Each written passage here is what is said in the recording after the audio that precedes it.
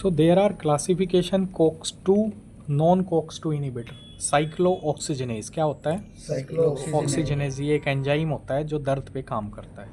तो इसके इनिबिटर हैं ये COX-2 इनिबिटर. तो ये क्लासिफिकेशन आती है NSAIDs. तो इसमें स्टीरॉइड नहीं है, नॉन स्टीरॉइडल एंटी इन्फ्लेमेटरी ड्रग्स आप याद रखिए. पेन किलर्स की क्लासिफिकेशन है ये. COX-2 इनिबिटर हैं, स्पेसिफिक और नॉन स्पेसिफिक, ये सारी ड्रग्स हैं. अब जो गुर्दे के पेशेंट होते हैं जिनको ऑलरेडी या तो CKD है, क्या है CKD, या तो AKI है. AKI मतलब एक्यूट किडनी इंजरी और CKD क्रॉनिक किडनी डिजीज जिनमें यूरिया क्रेट बढ़ जाता है. तो उस पेशेंट्स में हमें ये अवॉइड करनी होती है. We must not give NSAIDs. ठीक है सर. क्लियरली लिखा रहता है. You have seen today round that Medanta patient. Yes, sir. Undergone no that theory. Yes, sir. I think you are not there. You are not there, Shiva. Okay.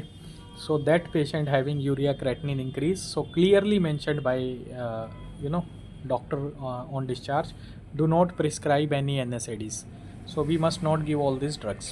Yes, sir. So safest drug remaining is tramadol. Tramadol. PCM भी हो सकती है sir. PCM you can give. PCM safe है, but painkiller PCM have both antipyretic and analgesic relief. But if there is a associated liver problem, you must not give. So tramadol ultraset is Safe. you can give tramadol. Okay. एक sir शायद केट्रोलेक भी all these are comes. ये लिखा ना यहाँ पे केटोरोलेक. ठीक है. एक पिरोक्सिकैम आता है. पिरोक्सिकैम. There are many drugs. पिरोक्सिकैम है, नेप्रोक्सिन है. There is one more जो most common use होती है जॉइंट्स में.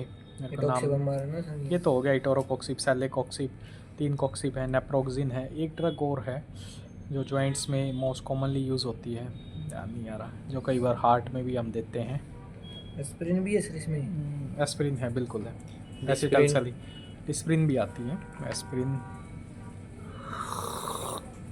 Okay. Thank you very much. Keep connected with Indian institute of for these health updates. Thank you.